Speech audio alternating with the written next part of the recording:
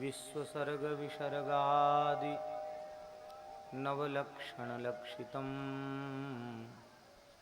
श्रीकृष्णाख्यं परं धाम जगद्धाम नमामि तत्।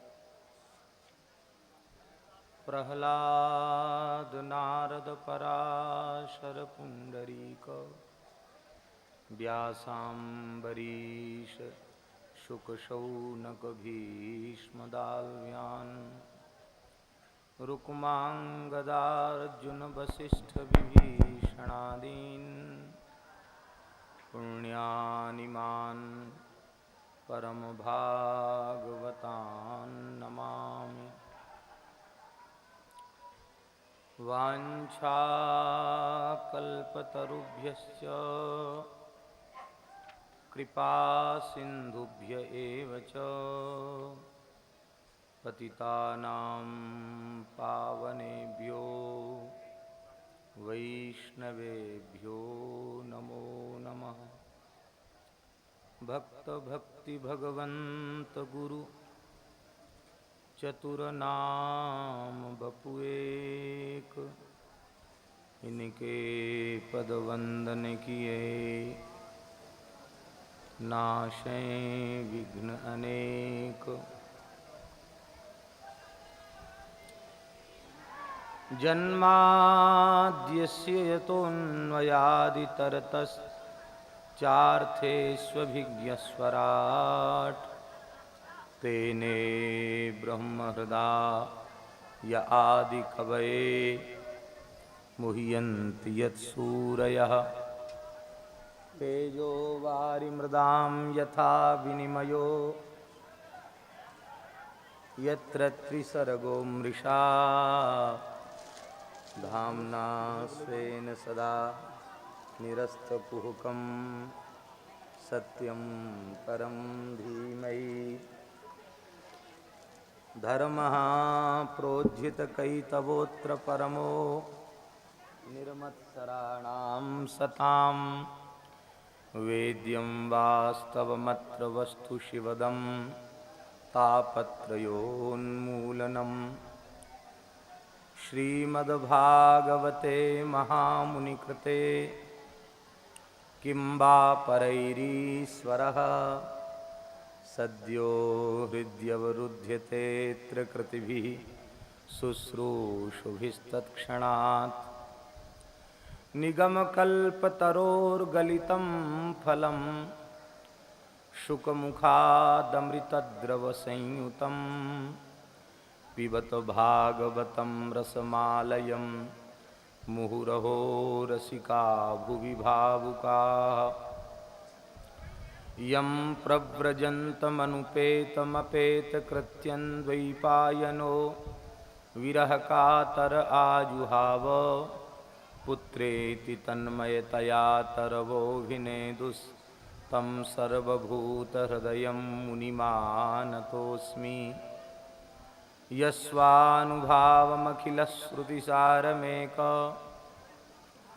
मध्यात्मदीपमतितितीर्षतां तमोन्धं संसारिणां करुणयाः पुराणगुह्यं तं व्याससूनुमुपयामि गुरुं मुनीनां। नारायणं नमस्कृत्य नरं चैव नरोत्तमं देवीं सरस्वतीं व्यासं ततो जयमुदीरयेत्। नमो गोभ्यः श्रीमतीभ्यः सौरभेयीभ्य एव च नमो ब्रह्मसुताभ्यश्च पवित्राभ्यो नमो नमः। नमः कुञ्जविहारिण्यै नमः कुञ्जविहारिणे नमः श्रीहरिदासाय मुख्यसख्यवतारिणे राधालिङ्गितगात्राय नमः कुञ्जविहारिणे नमः श्री हरिदासाय भक्ति मार्गाब्ज भानवे। नमो नमो श्री हरिदास वृंदा विपिनवास। बर प्राण सर्वस श्री बांके बिहारी। श्याम श्यामा जुगल रूप माधुर्य के। रसिक रिझवार प्रेम अवतारी। परम वैराग्य निधि परम वैराग्य निधि। बसत निधि वन सदा। परम वैराग्य निधि बसत निधि वन सदा। भावना लीन सुप्रवीण भारी। कामना कल्पतरु सकल संताप हरु। श्री अग्रदास अली कल्याणकारी। श्री अग्रदास अली कल्याणकारी।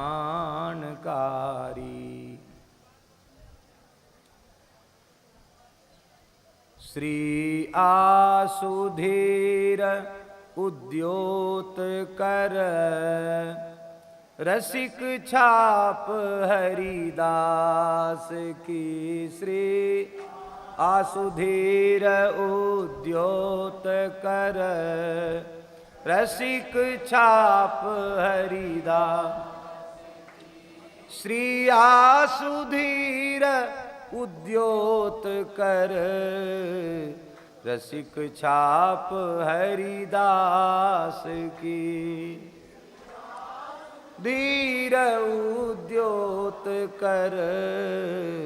रसिक छाप हरिदास की। साधो जी जुगल नाम सोनेम। साधो सभी गाइए। साधो जी जुगल नाम सोनेम। साधो जी जपत नित कुंज बिहारी। जपत नित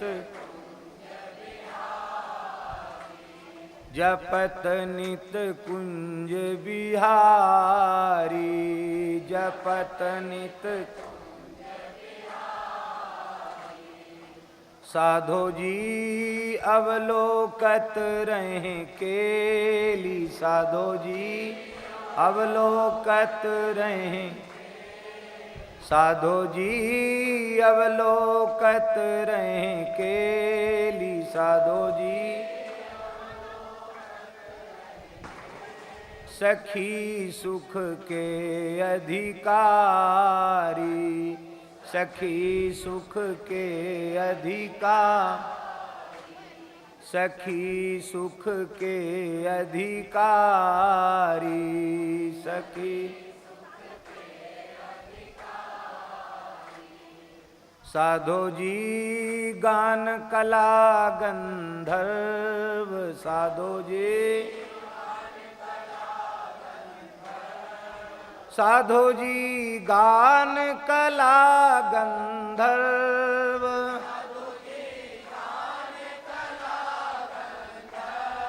श्याम श्यामा को तोषे। श्याम श्याम श्यामा को तोषे। श्याम साधो जी उत्तम भोग लगाए। साधो जी साधो जी उत्तम भोग लगाए,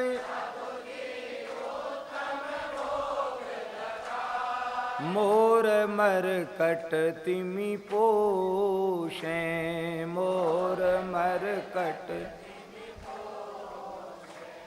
मोर मरकट तिमि पोषे, मोर मरकट। नृपति द्वार ठाणे रहे, दर्शन आशा जासु की। नृपति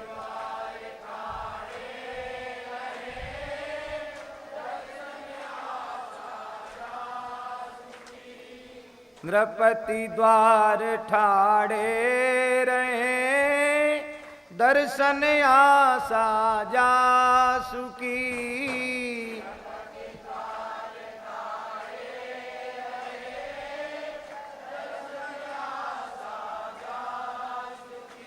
श्री आसुधीर उद्योत कर, रसिक छाप हरिदास की।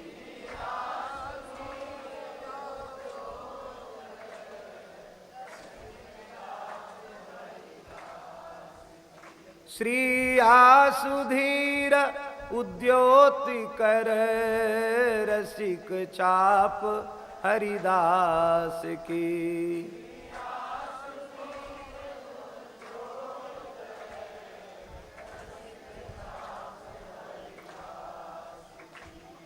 श्री स्वामी हरिदासयु महाराज की। श्री स्वामी आसुधीर देवजी महाराज की। श्री स्वामी हरिदासयु महाराज की। श्री स्वामी विठ्ठल विपुल देव जी महाराज की। श्री स्वामी बिहारन देव जी महाराज की। श्री अष्टाचार्य चरणन की। श्री कुंज महल श्री निधवन राजू की। श्री व्रज रज की। लता पतान की। श्री यमुना महारानी की। श्री गिरिराज महाराज की। श्रीधाम वृंदावन की। श्री गौ मातान की। श्री 84 कोस ब्रजमंडल धाम की। सब संतन की। सब रसिकन की। समस्त ब्रजवासीन की। जय जय श्री राधे। जय जय श्यामा, जय जय श्याम, जय जय श्री वृंदावन धाम।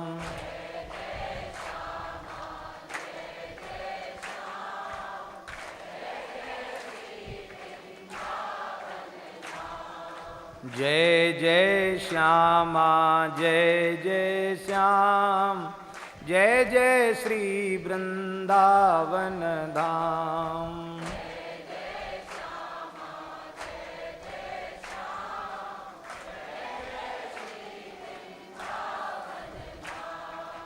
जय जय श्यामा, जय जय श्याम, जय जय श्री वृंदावन धाम।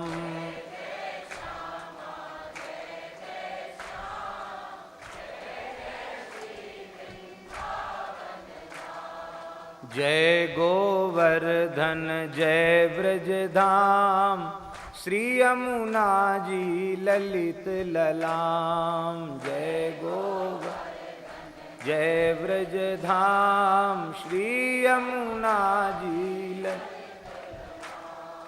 जय बरसानो जय नंदगाम, रावल गोकुल अति अभिराम।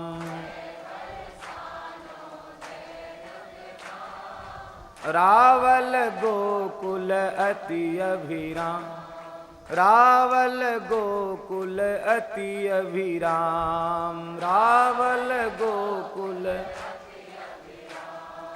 जय गो माता जय गोपाल, भक्तवत्सल प्रभु दीन दयाल। जय गो माता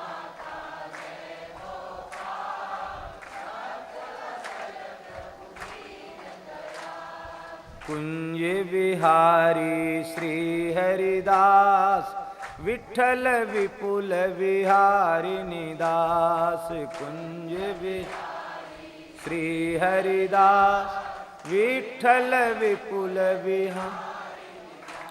श्री वृंदावन बिहारी लाल की, श्री बांके बिहारी लाल की, श्री निधिवन राज की, श्रीमद्भागवत महापुराण की, श्री वेदव्यास भगवान की, श्री शुकदेव भगवान की, श्री परीक्षित जी महाराज की, श्री सूत सौनकादि ऋषिन की, श्री समस्त रसिकाचार्य चरणन की, श्री स्वामी मलुकदास जी महाराज की, श्री सद्गुरुदेव भगवान की, सब संतन की, श्री ब्रज कामद सुरभि वन की, श्री ब्रज गो अभयारण्य की, जड़खोर धाम की, सब संतन की। जय जय श्री राधे। हरिशरणम।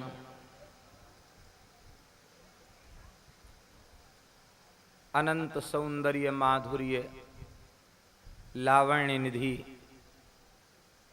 कोटि कोटि कंदर्प दर्प दलन, श्री बिहारिणी बिहारी जी की महती कृपा करुणा से श्री रंगमहल निधिवन राज की इस पावन रज में, लता कुंज में, रास मंडल में श्री स्वामी जी की भावपूर्ण सन्निधि में एवं समस्त रसिकाचार्य चरणों की पावन सन्निधि में हमारे परम आदरणीय श्रद्धेय पूज्य बाबा श्री अलवेली शरण जी महाराज की पावन सन्निधि में, श्रद्धेय श्री गुसाई जी के पावन सानिध्य में हम आप सबको अपने जीवन का सर्वोच्च फल प्राप्त हो रहा है।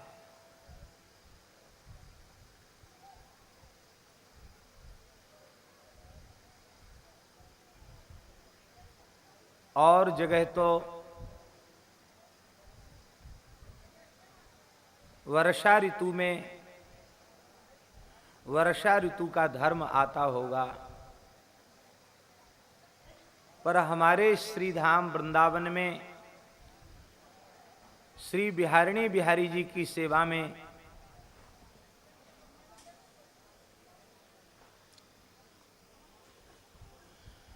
छहों ऋतुएं निरंतर सेवा परायण रहती हैं। छहों ऋतुएं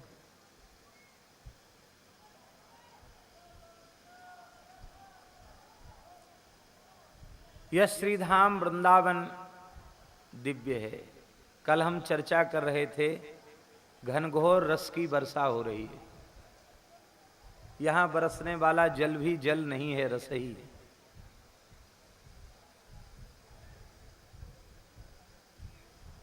पूज्य श्री गुरीलाल कुंज वाले महाराज जी की वाणी से अनेकों बार ये पद श्रवण करने का अवसर मिला है।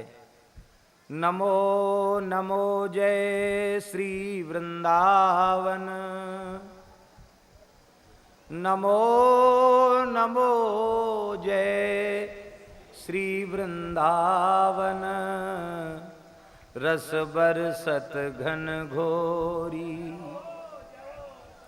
रस बरसत घन घोरी। नमो नमो जय कुंज बिहारिणी, नमो नमो जय कुंज महल नित, नमो नमो जय कुंज महल नित। नमो नमो जामे सुख होरी, नमो नमो जय कुंज बिहारिणी, नमो नमो प्रीतम चित चोरी। नमो नमो जय श्री हरिदासी। नमो नमो जय श्री हरिदासी। नमो नमो इन्हीं की जोरी। नमो नमो इन्हीं की जोरी। नमो नमो जय श्री वृंदावन। रस बरसत घन घोरी। रस बरसत घन घोरी।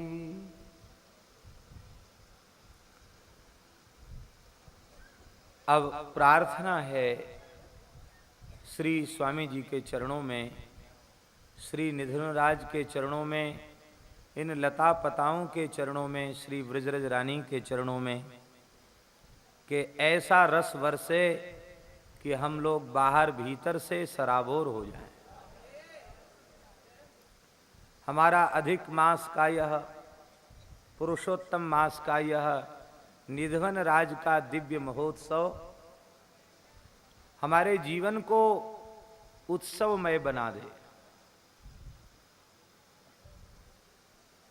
श्री युगल सरकार के नाम रूप लीला के अतिरिक्त, इनके धाम के आश्रय के अतिरिक्त और अन्य कोई भाव चित्त में रंच मात्र भी न रह जाए।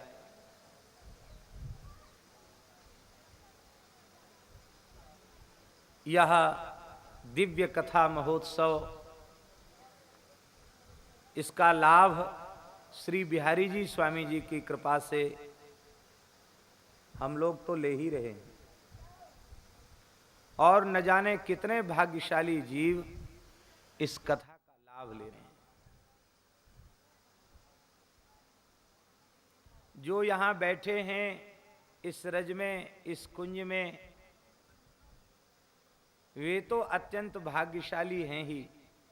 जो बहुत दूर बैठकर देख रहे हैं, सुन रहे हैं, वे भी भाव राज्य में श्री वृंदावन के भीतर हैं। वे भी श्री निधवन राज में ही हैं। वे भी अत्यंत भाग्यशाली। कार्य की उत्कृष्टता उद्देश्य की उत्कृष्टता से होती है। बाबा, क्रिया पवित्र से पवित्र हो, पर यदि उसका उद्देश्य पवित्र नहीं है तो वह पवित्र क्रिया भी पवित्र क्रिया नहीं मानी जाती। और कोई सामान्य सी क्रिया है, सामान्य सा कर्म है, हमारी समझ में नहीं आता कि ये कोई बड़ा साधन है, लेकिन यदि उसका उद्देश्य अत्यंत पवित्र है तो वह सामान्य सी क्रिया भी श्री ठाकुर जी, श्री जी को प्रसन्न करने वाली हो जाती है। यहां हम लोग जो बैठे हैं उसके मूल में उद्देश्य है हम सबका शरीर संसार से, इनके नाशवान संबंधों से पूर्ण वैराग्य हो जाए, और श्री बिहारिणी बिहारी जी के चरणों में और उनके प्राण प्यारे रसिक जनों के चरणों में हमारा समर्पण हो जाए, अनुराग हो जाए। आपकी आप जाने, हम तो यही उद्देश्य लेकर के कह रहे हैं। आप अपने मन में क्या क्या लिए बैठे हैं आप जानिए, हम यही उद्देश्य लेकर के बैठे हैं। और इसी उद्देश्य से संबद्ध एक अत्यंत पवित्र उद्देश्य है। ब्रज तो चिन्मय है, सच्चिदानंद स्वरूप है। जैसे युगल श्यामा श्याम के नाम रूप लीला में किसी काल में किसी प्रकार का, किसी भी प्रकार का कोई भी परिवर्तन संभव नहीं है, ऐसे ही धाम के चिन्मय स्वरूप में किसी काल में, किसी अवस्था में किसी भी प्रकार का कोई परिवर्तन संभव नहीं। चिन्मय है, दिव्य है, शाश्वत है। वो जो बाबा धाम का अपना स्वरूप है, उसमें ईंट पत्थर नहीं है। ये प्राकृत सृष्टि ही वहां नहीं है। वह तो दिव्य अपराकृत चिन्मय है, उसमें किसी प्रकार का कोई विकार किसी काल में संभव नहीं, क्योंकि नित्य विहार स्थली है, नित्य लीला स्थली है। यदि हम ये कहें कि युगल श्यामा श्याम स्वरूप ब्रज धाम में, श्री वृंदावन धाम में युगल श्यामा श्याम विलस रहे हैं, तो अतिशयोक्ति नहीं है और अनुचित नहीं है। ठाकुर जी में ठाकुर जी विलस रहे हैं, धाम भी तो साक्षात ठाकुर जी का ही स्वरूप है। पर हमारा उस रसमय भावमय दिव्य वृंदावन जो रसिकों के हृदय में बसा हुआ है, जिनके संबंध में श्री स्वामी भगवत रसिकदेव जी महाराज ने स्मरण किया है, हमारो वृंदावन और माया काल जहां नहीं व्यापे, जहां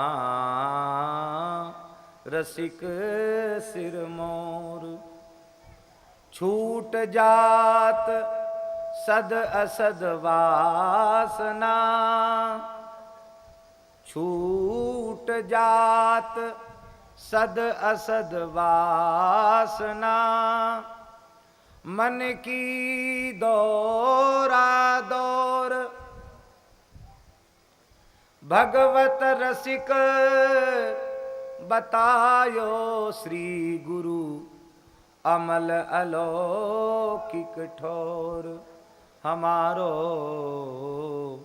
वृंदावन उर और। ये जो भीतर श्री चिन्मय वृंदावन रसिकों के बसा हुआ है, वो वृंदावन का स्वरूप पुनः कैसे है? तो वही स्वरूप, अपना शाश्वत नित्य स्वरूप तो वही है, पर वो नित्य स्वरूप ब्रजमंडल का विक्षेप रहित होकर के सुने, वो नित्य स्वरूप ब्रजमंडल का कैसे प्रकट हो? क्योंकि यह प्रकट जो वृंदावन है, जो हम लोगों के लिए दृष्टिगोचर हो रहा है, इसका स्वरूप जब अपने प्राचीनतम स्वरूप में प्रतिष्ठित होगा, तभी इसका दर्शन करके, कुंज का दर्शन करके, लता पताओं का दर्शन करके और ब्रजमंडल के पर्वतों पर सघन वृक्षावली का, लिपटी हुई लताओं का और लता कुंजों का दर्शन करके और उनमें हजारों लाखों गोवंश को स्वच्छंद चरते हुए देख करके, तब ब्रजमंडल का स्वरूप पुनः प्रतिष्ठित होगा। और जब पुनः प्रतिष्ठित स्वरूप हो जाएगा और उस रसमय स्वरूप का जब हम दर्शन करेंगे, तो फिर वह क्षण दूर नहीं होगा जो रसमय चिन्मय सच्चिदानंद घन श्री वृंदावन हमारे हृदय में विलसने लग जाएगा। वृंदावन हृदय में विलसने लग जाएगा तो श्री श्यामा श्याम बाहर थोड़े ही हैं, निरंतर वृंदावन में विलस रहे हैं, उनका विलास होने लग जाएगा।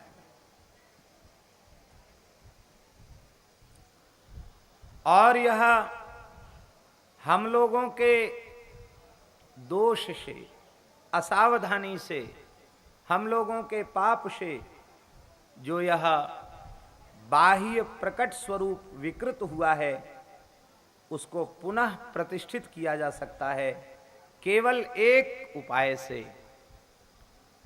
इस ब्रजमंडल में पुनः गोवंश सुखी होकर के विचरने लग जाए। यमुना जी स्वच्छंद गति से निर्मल स्वरूप में प्रवाहित होने लग जाए, लाखों लाखों गाय यमुना जी का जल पान करके आनंदित हों, यमुना जी के दोनों तट हरी हरी घास से भर जाएं, लक्षाधिक गोवंश वहां चरे, पर्वतों पर ठाकुर जी पुनः गोचारण करें और अपने ब्रज को लता पता और हरितिमा से सुसज्जित देख करके स्वच्छ जल से भरे हुए कुंड सरोवर और श्री निर्मल यमुना जी के प्रवाह को देख के एक बार श्री ठाकुर जी का फिर मन ललचावे कि हम फिर से गोचारण करें। और श्री रसिकदास जी महाराज ये हो सकता है कैसे? पुनः गोचारण होने लग जाए, क्योंकि गोमाताओं की पवित्र खुर की रेणु से, रज से समस्त प्रकार की अपावनता दूर होती है। वे स्वच्छंद गति से चरती हुई जब गोमय और गोमूत्र का त्याग करेंगी तो पुनः लता कुंज हरे भरे हो जाएंगे।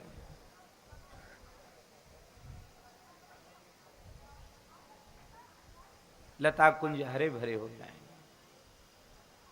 तो ये ब्रज की सबसे बड़ी सेवा है। गोमाता की सेवा, सुरक्षा और संवर्धन, घर घर में गोपालन, इसके माध्यम से ब्रज के प्राचीन स्वरूप की पुनः प्रतिष्ठापन का जो कार्य है वह श्री जी ठाकुर जी की सबसे बड़ी सेवा है, महत्वपूर्ण सेवा है। और इस महत्वपूर्ण सेवा के लिए परम श्रद्धेय प्रातस्मरणीय पूज्य गो ऋषि परम भागवत श्री स्वामी दत्त शरणानंद जी महाराज, पथमेड़ा गोधाम वाले महाराज जी, जो इस भयंकर समय में भी 1.5 लाख से ऊपर गोवंश का पोषण कर रहे हैं, उन महाराज का ब्रज में बारंबार आगमन और उनकी प्रेरणा से पूज्य बाबा श्री ठाकुर दास जी महाराज एवं पूज्य सदगुरुदेव श्री गणेश दास जी भक्तमाली जी महाराज, इन सब पूज्य महापुरुषों के संकल्प से पुनः श्री ठाकुर जी की गोचारण भूमि में, जहाँ ठाकुर जी नित्य गैया चराते हैं, उस गोचारण भूमि में पुनः श्री ब्रज कामद सुरभिवन, जिसका पूर्व नाम ब्रज गो अभयारण्य बताया गया था, उसी को उसके पौराणिक नाम में प्रतिष्ठित पुनः किया गया है, श्री ब्रज कामद सुरभिवन। श्री कामद सुरभिवन, पुराणों में यही नाम उसका आया है। जहां ठाकुर जी गोचारण कर रहे हैं, उस नित्य गोचारण स्थली में, प्रतिज्ञा वन में, काम्यक वन में, ब्रज कामद सुरभि वन में वह कार्य का आरंभ हुआ है। ऐसा समझें अभी बीजारोपण हुआ है, धीरे धीरे वह पल्लवित हो रहा है। अभी करीब 1,500 से 2,000 के भीतर गोवंश है, और अभी तो बहुत जगह जगह से सूचना आ रही है, हमारी भी गाय, हमारी भी गाय, हमारी भी गाय। भैया गाय सब श्री गोपाल जी की है, और गोपाल जी की गाय के लिए तो खुला द्वार है। गाय का रक्षण भी अत्यंत महत्वपूर्ण है, क्योंकि गाय के रक्षण से ही संपूर्ण विराट प्रकृति की रक्षा संभव है, संपूर्ण जीव जगत की रक्षा संभव है, और सभी के भीतर भगवत प्रेम की प्रतिष्ठा संभव है।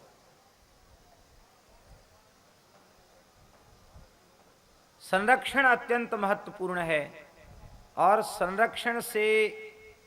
संरक्षण जैसा महत्वपूर्ण है, उससे कम महत्वपूर्ण गाय की प्राचीन नस्ल का संरक्षण और उसका संवर्धन, और फिर लोगों को घर घर में गोपालन के लिए प्रोत्साहित करना, यह कार्य भी एक बहुत महत्वपूर्ण कार्य है। गाय की नस्ल उन्नत बनाई जाए तो फिर पुनः ब्रजवासी उसको पालने लगेंगे।